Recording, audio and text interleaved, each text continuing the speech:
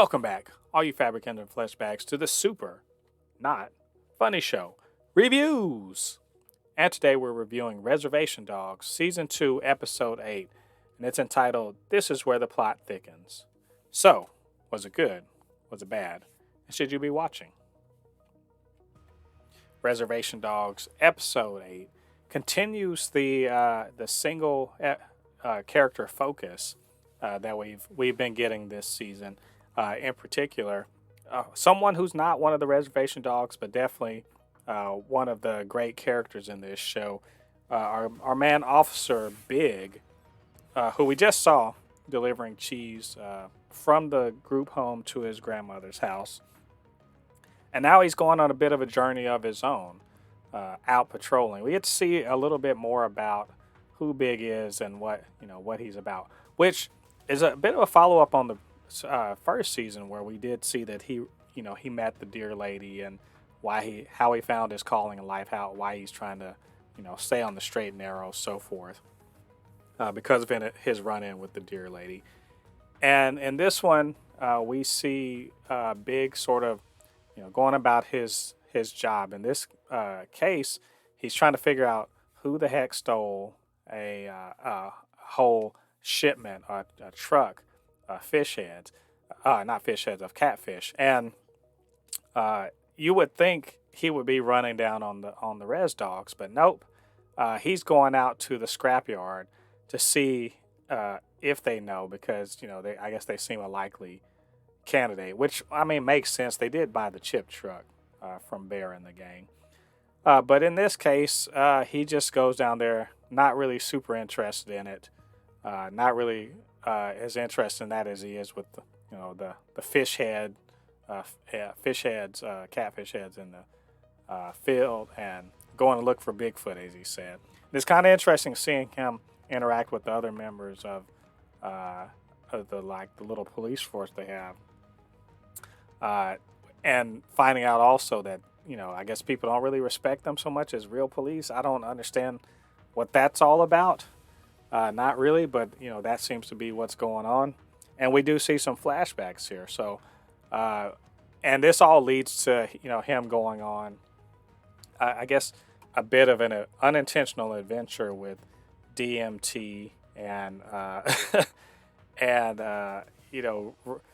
running through the woods, and making I guess a connection of sorts with Kenny Boy, who's apparently is native, or at least part native or whatever.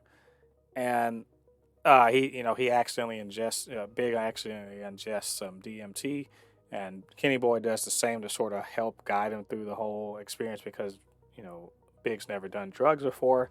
And it's all some fun, trippy stuff, running through the woods and whatever, that leads into some strange, unintentionally running across a secret society of, I guess, some connected white politicians or people or whatever in Oklahoma, and some really strange adventures, and also a lot of self-reflection of some things that we didn't know about Big. But of course, these episodes always do reveal more the underneath of these characters. And surprisingly, when I realized that Kenny Boy was coming along for the adventure, I also realized this was also going to reveal Kenny Boy to be more than just a background character or side character, or even just like a bit of comic relief, but was in fact going to show, more three-dimensionality to him, which is one of the great strengths of this show, is to not let anyone remain a caricature, to show them a little more, even if they are just background characters, to show who they are as people. And I wouldn't never have even suspected Kenny Boy was, he sees himself as, he's a native. He doesn't, conventionally look like one, and possibly is, half or, more, white than native, but definitely identifies with his native heritage, to the point that maybe he's trying to out native Big himself. Could be. But he remains to be a bit of, I don't want to say enigmatic, but very an oddly spiritual and connected character who obviously he's doing dirt, but also seems to also want to bring positivity into the world, which is very fun. And his brother with doing the whole DMT thing, that was pretty funny. Um, but overall, on this episode, I'm gonna say this is probably my least favorite episode of the season, and that's not necessarily a dig at that because I've just been kind of really very very high on every other episode.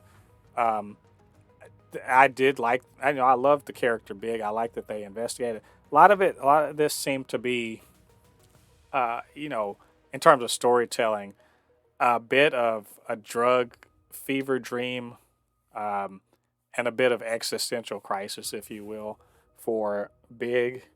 But in terms of being entertaining, not as entertaining as before. Even though I did get some pretty good laughs out of this one. This was not really a super funny episode.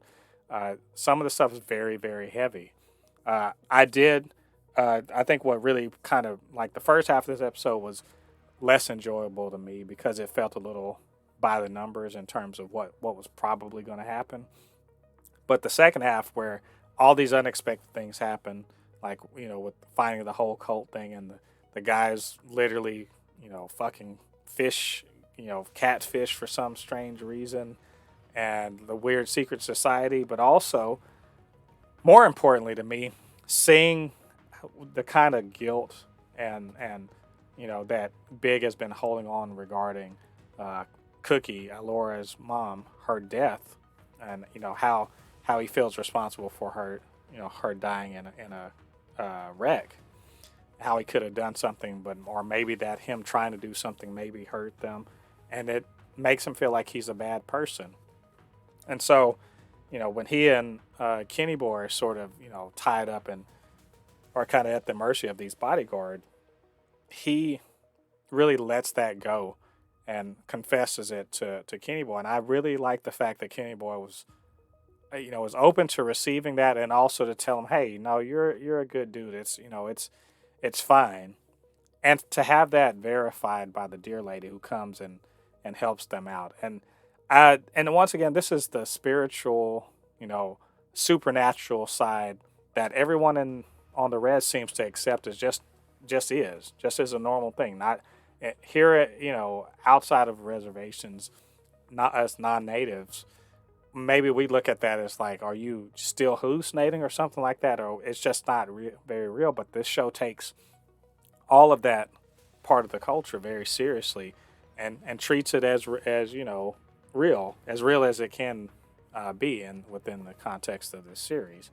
So things like Spirit and the Dear Lady are very much things that exist in the real world, and that all leads to like a very fun and funny like conclusion where Big and Kenny Boy sort of wrap up the whole situation and kind of get a big bust and everything like that, and it ends with, of course, like the joke of the kids spitting out the catfish because they realize what the people have been doing with the catfish. It's all very funny at the end, but the second half of this episode, excellent and good to really learn more about these characters.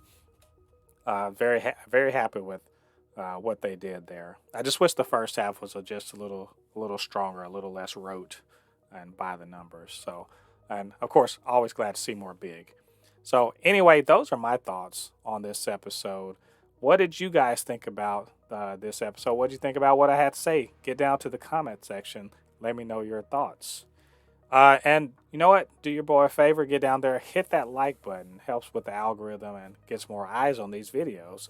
And hit that subscribe button. Join the Super Not Funny Show family. We'd really appreciate it. All right, all you Fabricans and Fleshbags, thanks for joining me. Come back next week. We're going to be reviewing episode 9 of Reservation Dogs. Until then, I've been Mo the Poupée, resident fabricant and comic extraordinaire on all things pop culture. And I'll see you guys on the other side of the thread. Peace.